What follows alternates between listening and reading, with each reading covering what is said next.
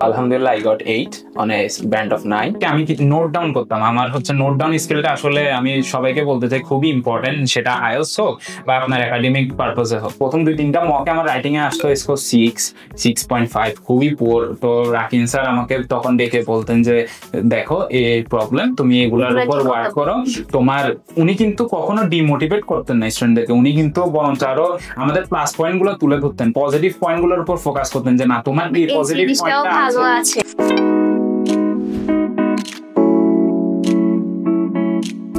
Hello everyone, this is Monisha Chatterjee from Voices of Generation presented by The English Academy.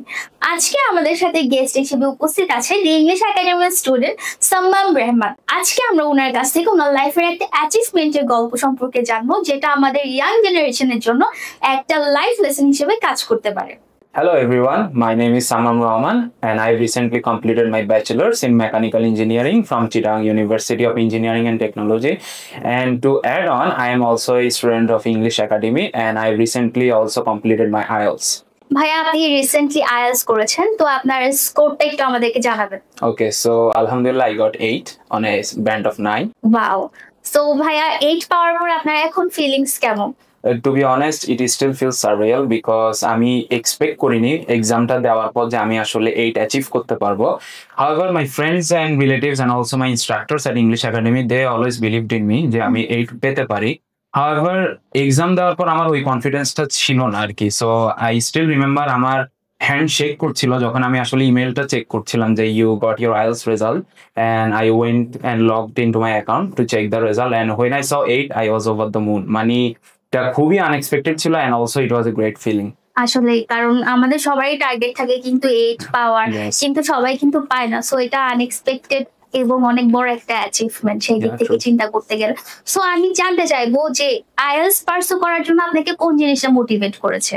So আমার main motivating factor ছিল আসলে আমাকে বাইরে যেতে হবে হায়ার স্টাডিজের জন্য so as you all know mechanical engineering is a diverse field তো এটার অনেক অপরচুনিটিস আছে বাইরে and I want to study masters abroad because বাইরের অপরচুনিটিসগুলো আমাকে আসলে খুব ফ্যাসিনেট করে অ্যান্ড দ্যাটস ওয়াই আমি যখন দেখলাম যে বাইরে যাওয়ার আসলে one of the most important requirement হচ্ছে IELTS so I thought there was no other way so I had to go to give the IELTS and আমার অলওয়েজ একটা টার্গেট ছিল যে আসলে হাই স্কোরটা অ্যাচিভ করার কারণ আমরা জানি যে অনেক ইউনিভার্সিটিতে ওদের একটা ব্যান্ড স্কোর মিনিমাম রিকোয়ারমেন্ট থাকে যে 6.5 বা 7 however I didn't want to stay at the bottom I wanted to go beyond so that আমার প্রোফাইলটা দেখে ওরা হচ্ছে মানে ইন্টারেস্ট ফিল করে যে না ওর আসলে কিছু একটা আছে হ্যাঁ so that's why I aimed beyond 7.5 however I didn't expect that it would go to 8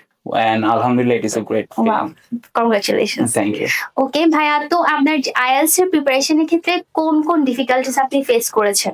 Okay, so আমার মডিউল দুইটাতে আমি ডিফিকাল্টিস ফেস করেছি ফার্স্ট অফ অল হচ্ছে রাইটিং সো আমাদের দেশের আসলে বা আমাদের এশিয়ান সাবকন্টিনেন্ট যদি বলি রাইটিং পার্টটাতে আমরা ইউজুয়ালি দেখি যে খুব একটা হাই স্কোর অ্যাচিভ করতে পারি না এটার কাউন্টলেস রিজনস আছে আমাদের ভোক্যাবস অথবা আমাদের ফ্লো কোহেরেন্স বা কোহেশন এগুলো যেগুলো আছে এগুলো আমরা ঠিক মতো অ্যাচিভ করতে পারি না হ্যাঁ ওইটাই আর হচ্ছে যে ওইটারও একটা প্রবলেম ছিল আর আমার ফার্স্ট অফ অল আমি যে ডিফিকাল্টিসটা ফেস করেছি ইংলিশ একাডেমিতে আসার পরই যে আমি আসলে 250 ওয়ার্ডস এর থ্রেশহোল্ডটা ক্রস করে 400 এ চলে যেতাম যেটা আসলে আইএলটিএস এ মোটেও এক্সপেক্টেড না কারণ এটা হচ্ছে যে ধরেন এটা কোনো ক্রিয়েটিভ কম্পিটিশন না যে আমি হচ্ছে যে দেখাতে পারবো আমি কত ওয়ার্ডস অ্যাচিভ করতে পারছি সো আমার একটা থ্রেশহোল্ডের মধ্যে রেখে and I had to make it beautiful and appealing to the examiner so ওটাও একটা টার্গেট ছিল তো আমার মনে আছে আমার ইনস্ট্রাক্টর ছিলেন হচ্ছে নাহিদ ম্যাডাম নিশাত ম্যাডাম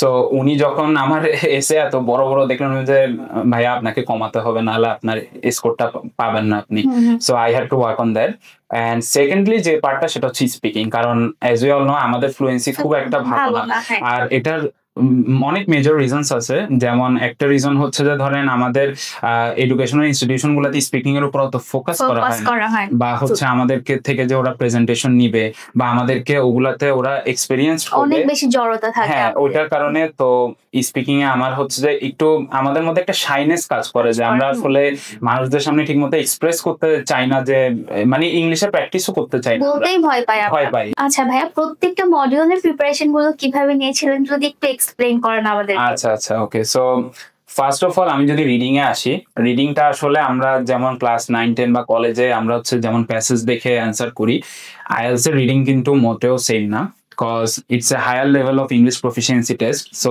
আপনাকে অবশ্যই you have to go beyond the words that are written in the passage. So আপনাকে ডিপার মিনিংটা চিন্তা করতে হবে। সো রিডিং এর জন্য আসলে আমার একটাই সাজেশন, যে প্র্যাকটিস মোর অ্যান্ড মোর, আর হচ্ছে যে আপনার ভোকাবুলারিটা একটু এনরিচ করতে, খুব বেশি না, যেমন আমরা জানি যে জিআর এর জন্য অনেক ভোকাবস প্র্যাকটিস করতে, আইএলটিএস ওরকম না, but you need to have some level of expertise in focus. তাহলে হচ্ছে আপনি রিডিং এর আসলে অথর কি বলতে চাচ্ছে ওইটার ডিপার মিনিংটা আপনি অ্যানালাইজ করতে পারলে আপনি অ্যান্সার গুলা করতে পারেন। দেন হচ্ছে যদি লিসেনিং এ আসি, লিসেনিং এর জন্য আসলে আমি সাজেস্ট করব যে আমি যেভাবে প্র্যাকটিস করেছি, আমি আসলে বেশি বেশি ইংলিশ মুভিজ দেখেছি, দেন হচ্ছে আমি বিভিন্ন ইংলিশ শোজ দেখেছি, লাইক হচ্ছে মাস্টার শেফ বা হচ্ছে বিবিসি নিউজ, এগুলোর জন্য লিসেনিং এর জন্য এগুলো খুব ভাইটাল। আর যদি রাইটিং পার্টটা আসি, এটা আসলে আপনাকে ধরেন হচ্ছে বিভিন্ন স্যাম্পলস পড়তে হবে, স্যাম্পলস পড়ে ওগুলো প্র্যাকটিস করতে হবে, আর হচ্ছে আপনার ইনস্ট্রাক্টরদের অবশ্যই কনস্ট্রাকটিভ ক্রিটিসিজমটা নিতে হবে, নিয়ে ওইভাবে ইমপ্রুভ করতে হবে। আর যদি স্পিকিং এ আসি, well, you have to speak more and more in English. You have to get out of that shyness and speak your hearts out. You have to be fluent, not too much, but চেষ্টা করতে হবে fluent হওয়া। এই যে জড়তা কাজ করে কথা বলার সময়, এটা কাটানোর জন্য আপনি কি কি অ্যাপ্লাই করেছেন? আচ্ছা, তো এইটার জন্য আসলে আমাকে ফার্স্ট অফ অল হচ্ছে ইনস্ট্রাক্টররা হচ্ছে, আমি যখন মক টেস্ট দিতাম, সো মক টেস্টে হচ্ছে অনেকে করে কি, মানে ওরা মক টেস্টের স্পিকিং পার্টটা স্কিপ করে চলে যায় ওরা বাসায়, কারণ ওদের মধ্যে একটা শাইনেস কাজ করে যে আমি ইনস্ট্রাক্টর কিভাবে ফেস করব, আসলে এটা করা যাবে না। আপনি যতদিন আসলে কোর্সের ডিউরেশনে আছেন বা হচ্ছে ধরেন মক টেস্টের ডিউরেশনে আছেন, আপনাকে অবশ্যই প্র্যাকটিস করতে হবে, কারণ আপনি যদি বাসায় না করতে পারেন, অ্যাটলিস্ট ইনস্ট্রাক্টরদের সামনে যদি প্র্যাকটিস করেন, ওরা আপনার ফল্ট গুলা ধরে দিতে পারবে, so you will know what you need to work on. So এটা খুবই ইম্পর্টেন্ট। ভাই, এতক্ষণ আমরা আপনার আইএলটিএস জার্নি সম্পর্কে জানবো, এবার আমরা একটু পিছনে যেতে চাই, সেটা হচ্ছে দি ইংলিশ একাডেমিতে আপনার আইএলটিএস জার্নিটা কিভাবে শুরু হয়েছিল, এটা নিয়ে জানতে চাইবো, আর এক্সপেরিয়েন্সটা কেমন ছিল আপনার? আচ্ছা, তো আমি যদি স্টার্টিং থেকে শুরু করি, আমার হচ্ছে লাস্ট ইয়ার রোজার সময় আমার হচ্ছে একটা ভ্যাকেশন ছিল, বিকজ আমার থার্ড ইয়ার মাত্র শেষ হয়েছে, so we get a semester break. So ওই রোজার মধ্যে আমি চিন্তা করলাম আসলে এত বড় একটা গ্যাপ আমি এটাকে ওয়েস্ট না করি। সো আমার একটা তখন প্ল্যান ছিল যে আমার ওই মানে লাস্ট ইয়ারের শেষের দিকে আমার হচ্ছে ইঞ্জিনিয়ারিং আলহামদুলিল্লাহ কমপ্লিট হয়ে যাবে, so after that I need to do IELTS. তো চিন্তা করলাম যে why not enrol into a course, কারণ আমি হচ্ছে যে আসলে অফলাইন ক্লাসেস প্রেফার করি more than online, because we get to interact with the instructors. So আমি হচ্ছে যে কয়েকটা ইনস্টিটিউশন আসলে লুক আপ করেছি ইন্টারনেটে।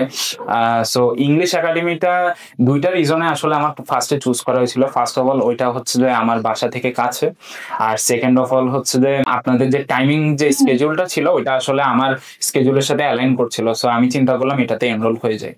তো ওইখান থেকে আসলে আমার ইংলিশ একাডেমির জার্নির স্টার্ট। তবে এরপরে ঢুকে আমি আসলে যে এক্সপিরিয়েন্স গুলা নিয়েছি ওইখান থেকে, ওগুলা আসলে মানে আমি এক্সপেক্ট করিনি। However it was very exciting and I think it will be always memorable to me. প্রথম যখন এসেছিলেন, যখন কোর্স শুরু করেছেন, তখন আপনার কাছে কি আনইজি ফিল হয়েছিল, বা আপনি মনে করেছিলেন যে পারবো না হয়তো, বা কিভাবে হবে, অনেক ডিফিকাল্ট, এই ধরনের কোনো ডিফিকাল্টিস ফেস করেছেন? আচ্ছা, আমি যদি বলতে চাই তাহলে আমি রাইটিং এর ক্ষেত্রে এটা আমি ফেস করেছি, কারণ আমার ফার্স্ট মডিউল শুরুই হয়েছিল রাইটিং দিয়ে। সো নিশাদ ম্যাডাম প্রথমে ইনস্ট্রাকশন দিলেন যে হ্যাঁ আপনাদের রাইটিং হচ্ছে এই টাইপ, এইভাবে আপনাদেরকে প্রসিড করতে হবে। সো আমি রাইটিং এ আলহামদুলিল্লাহ আমার একটু এক্সপার্টিস আছে। তো আমি হচ্ছে যে মানে কোনো রুলস চিন্তা না করে আমি চিন্তা করলাম যে আমি দেখিয়ে দিই নিশাদ ম্যাডামকে যে আমি রাইটিং এ খুব ভালো। তো আমি করেছি কি 450 ওয়ার্ডস ক্রস করে ফেলেছি। তো এটা দেখে তো নিশাদ ম্যাডাম বলছে ভাইয়া এটা তো হবে না, আপনাকে ইমপ্রুভ করতে হবে। তো ইভেন আফটার দ্যাট আমি আরো 2 থেকে 3 টাইমস এটা রিপিট করেছি। তো তখন আমার আসলে একটু ডিপ্রেশন কাজ করছিল যে কি আসলে কি আমার রাইটিং ইমপ্রুভ করা পসিবল না। তো পরে আসলে নিশাদ ম্যাডাম সাজেস্ট করলেন যে আপনি কিছু স্যাম্পলস দেখেন অনলাইনে, উনি একটা ওয়েবসাইটও সাজেস্ট করে দিল। তো ওগুলা যখন দেখলাম আমি চিন্তা করলাম ও আচ্ছা this are the points I need to focus on. তো ওগুলা যখন আমি আস্তে আস্তে অ্যাপ্লাই করা শুরু করলাম দেন আমার আসলে ওই ইমপ্রুভমেন্টটা আসা শুরু করেছে। Then I started to feel more confident. To be honest আমার 15 জুন থেকে আমার মকস স্টার্ট হয়। আমি 14 জুন ইভিনিং এ আসলে আমি আইএলস এর নোটস গুলা নিয়ে বসি যে না এই নোটস গুলা একবার দেখে কালকে থেকে মকস আমি দিতে যাই। সো আমার প্রিপারেশন ছিল ওই একটা ইভিনিং, তাও 2 to 3 আওয়ার্স এট মোস্ট। তো এই কারণে আমি আসলে প্রথম 3-4টা মকস আমি খুবই পুয়ার পারফর্ম করছিলাম।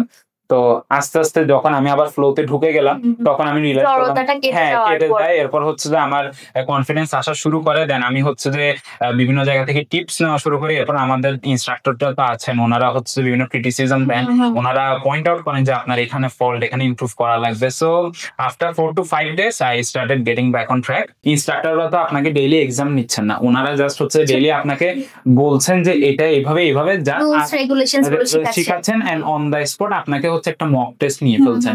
সো এটা ওরকম এক্সাম না যে না ডু অর ডাই, আপনি এখন ভালো না করলে কিছু হবে না। সো ওই টাইমটা আমি আসলে সবাইকে সাজেস্ট করবো যে ফুল টাইমটা ফোকাস করতে, যে ইনস্ট্রাক্টরদের যে ক্রিটিসিজম হোক বা হচ্ছে ওনাদের যে গাইডেন্স হোক ওইটার উপর ফোকাস করতে, দেন হচ্ছে নিজে নিজে একটু একটু প্র্যাকটিস করতে, খুব বেশি প্রেশার না। কারণ ওই 1.5 মাসটা আসলে আপনার শিখার জন্য, ওইটা হচ্ছে যে আপনাকে কনফিডেন্স বাড়িয়ে মানে না আমি ওই 1.5 মাসের মধ্যেই মক দিব, 1.5 মাসে আইএলটিএস দিব, no, it's your preparation time, so use it wisely. ওই সময়টা আসলে ফুল থাকবে প্রিপারেশনের উপর, প্রেশার নেওয়া যাবে না। ওকে, আইএলটিএস এর সফলতার পিছনে আপনার আইএলটিএস ইনস্ট্রাক্টরের অবদান কতটুকু ছিল? আচ্ছা, সো আসলে আমার 3টা ইনস্ট্রাক্টরের সাথে আমার দেখা করার সুযোগ হয়েছে, প্লাস ওনাদের ক্লাস করার সুযোগ হয়েছে। ফার্স্ট অফ অল আমি যদি বলি নিশাত ম্যাম, ওনাকে দিয়ে আসলে আমার রাইটিং পার্টটা শুরু। এন্ড উনি আমাকে সবচেয়ে বেশি কনস্ট্রাকটিভ ক্রিটিসিজম দেওয়ার অপরচুনিটিস পেয়েছেন, কারণ আমার রাইটিং পার্ট খুবই ডিজাস্ট্রাস ছিল। তো উনি আসলে আমাকে বলতেন যে যেটা বললাম যে আমার রাইটিং আরো শর্ট করতে হবে, ভোকাবস আরো ইমপ্রুভ করতে হবে। হ্যাঁ, সো উনি হচ্ছে যে এগুলা যখন পয়েন্ট আউট করে দিলেন, প্লাস উনি যখন আমাকে বলেন যে এই গুলা দেখেন, এখান থেকে দেখেন, সো ওগুলা আমাকে খুবই হেল্প করেছে। রাইটিং আমার আস্তে আস্তে ইমপ্রুভ হওয়া শুরু হয়। এরপর যদি আমি যাই নাহিদ ম্যাডামের কাছে, উনি ছিলেন আমার লিসেনিং ইনস্ট্রাক্টর। তো ওনার সাথে আসলে সেশনটা খুবই ফানে ছিল, কারণ লিসেনিং এ আসলে কোনো প্রেশার নেই, বা ওইখানে হচ্ছে নতুন করে আপনার কিছু শিখার নেই যে না আমাকে এই রুলস রেগুলেশন ফলো করতে হবে। It all depends on year concentration, আপনি কানে কদ্দূর শুনছেন আর কদ্দূর ইমপ্লিমেন্ট করতে পারছেন। তো নিশাত ম্যাডাম বেশ কয়েকটা টিপস দিয়েছেন, যেমন হচ্ছে যে আমরা কনসেন্ট্রেশন তো অবশ্যই ধরে রাখতে হবে। যেমন হচ্ছে আইএলটিএস এর লিসেনিং এ এমসিকিউ আছে, উনি বলতো ফান হিসেবে বলতো যে আপনি যদি না শুনতে পারেন কোনো প্রবলেম নেই, কিছু একটা দাগিয়ে দিবেন, হলে হবে না হলে নাই, বাকিটা আল্লাহ দেখে নিবে। সো এইসব কিছু ফানি মোমেন্টস ছিল ওনার সাথে। দেন হচ্ছে উনি আমাকে বলতো যে আরেকটা খুবই ভাইটাল টিপস, যেটা হচ্ছে যে না বললে না, যে আসলে কিভাবে লিখতে হয় আনসার স্ক্রিপ্টে, ওইটা আসলে অনেক স্টুডেন্ট ফলো করতে জানে না। তো ওইটাও খুবই আমার জন্য ভাইটাল ছিল।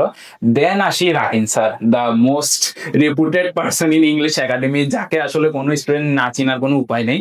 তো ওনার সাথে আসলে আমার রিডিং এন্ড হচ্ছে স্পিকিং এর সুযোগ ছিল। তো উনি আমার ফার্স্টে শুরু করেছিলেন স্পিকিং। সো আমরা তো জানি উনি কত মানে বলতে গেলে মজা প্লাস লাউড। আসলে ওনার ক্লাসটা এত ইন্টারেক্টিভ আর এত বেশি ফান, মানে ওইটাই আসলে আপনি নিজেকে ইন্টারেক্ট করা ছাড়া কোনো ওয়ে নেই, আপনাকে উনি বাধ্য করবে যে ওনার সাথে ইন্টারেক্ট করতে। সো ওনার সাথে স্পিকিং সেশন গুলো অনেক ফান ছিল। প্লাস হচ্ছে উনি প্রথমেই কিন্তু স্পিকিং এর উপর ফোকাস করেন, উনি আমাদেরকে টপিক দিতেন যে আপনারা এটার উপর প্রেজেন্টেশন দেন, এরপর হচ্ছে আমাদেরকে গ্রুপ ডিসকাশন করতে দিতেন, যেগুলো আইএলটিএস এ নেই। However it had impact on us. Speaking এর লাস্ট মকটা আমার মনে আছে, উনি হচ্ছে যে নিচ্ছিলেন তো আসলে আমাদের তো শাইনেস কাজ করে বললাম, তো আমরা কেউ যাচ্ছিলাম না ভয় ওনার সামনে যে স্পিকিংটা দিব। তো উনি এরপর করলো কি যে okay students, I will take only 2 more mocks if you want to get your criticism come now or else you'll regret it ওইটা বলার সাথে সাথে আমরা সবাইকে তার আগে গিয়ে স্পিকিং দিব সো আমি I had the opportunity to give speaking so sir হচ্ছে আমাকে তখন ভাইটাল পয়েন্টগুলো বললেন হ্যাঁ তার ইমপ্রুভমেন্টের কিভাবে অপরচুনিটিস আছে and I got 7.5 on that তো ওইটা আসলে আমার এখনো নোটসে আছে স্যারের যে নোটস দিয়েছে একটা স্লিপ ওইটা এখনো পিন আপ করা আছে আমার নোটসে এটা আসলে দেখলেই মনে পড়ে স্যারের সাথে যে সেশনগুলো ছিল তো এইটাই আর ওকে ভাইয়া মক টেস্টের কথা বলেছেন আপনি যে আপনি আমাদের ইংলিশ একাডেমিতে মক দিয়েছেন সো এই মকের এক্সপেরিয়েন্সটা একটু শেয়ার করবেন আপনি যে অনেকগুলো ভুল ছিল এগুলো কিভাবে ইমপ্রুভমেন্টের জায়গা তৈরি করেছে আপনার জন্য মক টেস্টটা সো এটা নিয়ে একটু বলেন এখন যদি মকস এর কথা বলি রিডিং এন্ড লিসেনিং এ হচ্ছে আমি অন দ্য স্পট ওনারা হচ্ছে টাইম শেষে ওনারা স্ক্রিপ্ট দিত অ্যান্সার স্ক্রিপ্ট আমি ওটা দিয়ে চেক করে নিতাম ঠিক আছে নাকি যদি রাইটিং পার্টটা আসি ওটা হচ্ছে স্যার ম্যাডামরা কেটে 1-2 দিন পর সাপ্লাই দিতেন সো ওনারা প্রত্যেকটা পয়েন্ট ইলাবোরেট করে দিতেন যে এখানে এই প্রবলেম ওইখানে এই প্রবলেম সো যেমন আমার ফার্স্ট অফ অল যখন আমি মক টেস্ট দেওয়া শুরু করি এই ইয়ারে প্রথম 2-3টা মকে আমার রাইটিং এ আসতো স্কোর 6.5 খুবই পুয়ার তো রাকিন স্যার আমাকে তখন ডেকে বলতেন যে দেখো এই প্রবলেম তুমি এগুলোর উপর ওয়ার্ক করো তোমার উনি কিন্তু কখনো ডিমোটিভেট করতেন না স্টুডেন্টদেরকে উনি কিন্তু বরঞ্চ আরো আমাদের প্লাস পয়েন্ট গুলো তুলে ধরতেন পজিটিভ পয়েন্ট গুলোর উপর ফোকাস করতেন যে না তোমার এই পজিটিভ পয়েন্টটা আছে হ্যাঁ তোমার এই পজিটিভ পয়েন্টটা আছে you don't have to be depressed you just have to work on the things that you are not good at তো ওগুলা তার হচ্ছে স্পিকিং এর পার্টটা যদি আসি আমি যেটা বললাম যে অনেকে স্পিকিং স্কিপ করে চলে যায় এটা করা উচিত না আমি আসলে প্রত্যেকটা স্পিকিং এ দিয়েছি নাহিদ ম্যাডামের কাছেও দিয়েছি রাকিন স্যারের কাছে দিয়েছি তো রাকিন স্যার হচ্ছে যে একটু ইজিয়ার কোয়েশ্চেন করতেন যাতে একটু কমফোর্টেবল ফিল করে আর নাহিদ ম্যাডাম হচ্ছে যে মানে খুব কমপ্লেক্স টাইপের জিনিস দিতেন হ্যাঁ আসলে দুইজনেরই আমার মানে কি বলবো আমার উপর হচ্ছে যে ফ্যাক্ট ছিল ইম্প্যাক্ট ছিল আমার হ্যাঁ হেল্প করেছে যেমন রাকিন স্যার আমাকে ইজি টপিক দিয়ে উনি করেছে কি উনি আমার কনফিডেন্সটা বুস্ট করেছে আর নাহিদ ম্যাডাম আমাকে হার্ড কোয়েশ্চেন দিয়ে উনি আমাকে বিল্ড আপ করেছে যে না তোমাকে সবসময় ইজি কোয়েশ্চেন নাও দিতে পারে হ্যাঁ you have to be prepare for the most আসলে দুইজনেরই এনাফ ইম্পর্টেন্স ছিল আমার মক টেস্টে তো ওনারা হচ্ছে যে ওই আমি যখন রিডিং লিসেনিং রাইটিং শেষ করে বের হতাম ওনারা ওনাদের চেম্বারে থাকতেন তো কেউ আপনাকে ফোর্স করবে না গিয়ে স্পিকিং দেওয়ার এটা আসলে আপনারই নিজের উপর হ্যাঁ যদি আপনি আইএলটিএস এইস করতে চান অবশ্যই আপনাকে এফোর্ট দিতে হবে ইনস্ট্রাক্টররা আপনাকে কখনো ফোর্স করবে না আপনি স্পিকিং দাও আইএলটিএস দেওয়ার পর আপনি আপনার মধ্যে কি কি চেঞ্জেস দেখেছেন ওকে সো আইএলটিএস দেওয়ার পর আমার সবচেয়ে বেশি যেটা ইমপ্রুভ হয়েছে সেটা আমি মনে করি যে আপনারা সবাই গেস করেই ফেলেছেন যে আমার শাইনেসটা কেটে গেছে প্লাস হচ্ছে আমি এখন প্রেজেন্টেশনে যদি দাঁড়াই কোথাও যেমন হচ্ছে আমি রিসেন্টলি আমার অপরচুনিটিস পেয়েছি যে কনফারেন্সে পেপার প্রেজেন্ট করার সো ওই জায়গাগুলোতে গিয়ে আমি তখন হচ্ছে যে মানে কোনো শাইনেস কাজ করেনি বা হচ্ছে আমি নার্ভাস ছিলাম না যে ওদের সামনে ইংলিশে প্রেজেন্ট কেমনে করবো কারণ রিসেন্টলি আমি আইএলটিএস দেওয়ার পর আমার ওই শাইনেসটা কেটে গেছে আমি বুঝে গেছি যে না আমার ক্যাপাবিলিটিস এর দূর আমাকে ন্যাচারাল থাকতে হবে সো ওইটা খুবই হিউজ একটা ইম্প্যাক্ট ছিল আমার লাইফে ভাইয়া অনেকে মনে করে কি আইএলটিএস এর প্রিপারেশন কিন্তু নিজে নিজে নেওয়া যায় আমি নিজে নিজে নিয়ে ফেলতে পারবো আমার বেসিক বা ইউটিউব ঘেটে এটা ওইটা করে আমি প্রিপারেশন নিয়ে ফেলবো তো আপনি কি মনে করেন আসলে নিজে নিজে প্রিপারেশন নেওয়াটা ওয়াইজ ডিসিশন নাকি কোন একটা ইনস্টিটিউটের মাধ্যমে নেওয়া উচিত আচ্ছা সো ফার্স্ট অফ অল এটা কিন্তু খুবই সাবজেক্টিভ একটা ম্যাটার কারণ হচ্ছে each individual has their own capabilities তো আমি ফর মি পার্সোনালি আমি অফলাইন ইন্টারাকশনটা প্রেফার করি অ্যান্ড আমি সবাইকে সাজেস্ট করবো আসলে এই অ্যাপ্রোচটা নেওয়ার কারণ কি অনলাইনে আপনি অনেক কিছু পাবেন ওগুলা কিন্তু সবসময় একটা মানে গুছানো থাকে না বা হচ্ছে যে আপনাকে একটা রেগুলেটেড ওয়েতে গাইড করে না যে না আপনাকে এভাবে এভাবে প্রসিড করতে হবে অফলাইনে গেলে হয় কি আপনি হচ্ছে ইনস্ট্রাক্টররা প্রথম 2-3টা ক্লাস আপনাকে শুধু গাইডই করবে যে হ্যাঁ এইভাবে রুলস এইভাবে অ্যাপ্রোচ করবা দেন তুমি তোমার ডিজায়ার এক্সপ্লোর পাবে দেখতে গেলে সবকিছু কিন্তু আমরা একসাথে একটার পর একটা পাচ্ছি কিন্তু অনলাইনে সবগুলো অগোছালো হ্যাঁ অনলাইনে হিউজ অ্যামাউন্ট অফ রিসোর্স এখন আপনি কোনটা ভালো কোনটা খারাপ এটা আপনাকে ডিফারেন্সিয়েট করতে গিয়ে আপনার অনেক টাইম চলে যাবে আর ইউটিউবে তো রিসোর্সের অভাব নেই হ্যাঁ তবে অনলাইন রিসোর্স যে খারাপ আমি বলবো না অবশ্যই utilise it but to improve yourself বা টু টেক ভাইটাল টিপস কারণ কিছু কিছু চ্যানেল আছে ওরা খুব ইম্পর্টেন্ট টিপস দেয় ওটা আপনার লাগতেও পারে ওটা প্রবলেম নেই but if you want to get into IELTS for the first time আমি সাজেস্ট করবো কোনো ইনস্টিটিউশন থ্রুতে যেতে দর্শক এতক্ষণ শুনছিলাম সাম্মাম রেহমানের আইএলটিএস জার্নি সম্পর্কে যিনি আমাদেরকে জানিয়েছে আইএলটিএস এর সব ডিফিকাল্টি সম্পর্কে এবং কিভাবে সেগুলো ওভারকাম করেছে সেটা সম্পর্কে আশা করছি আজকের স্টোরিটা আপনাদের সবার জন্য ইন্সপিরেশন হিসেবে কাজ করবে যে শাবনাম যদি আইএলটিএস এর ব্যান্ড স্কোর 8 পেতে পারে সব ডিফিকাল্টিস ওভারকাম করে, তাহলে আমি কেন না। দর্শক, আবারও দেখা হবে নতুন কোনো এপিসোডে নতুন কোনো গেস্টের সাথে। সে পর্যন্ত সাথে থাকুন, সুস্থ থাকুন, ধন্যবাদ।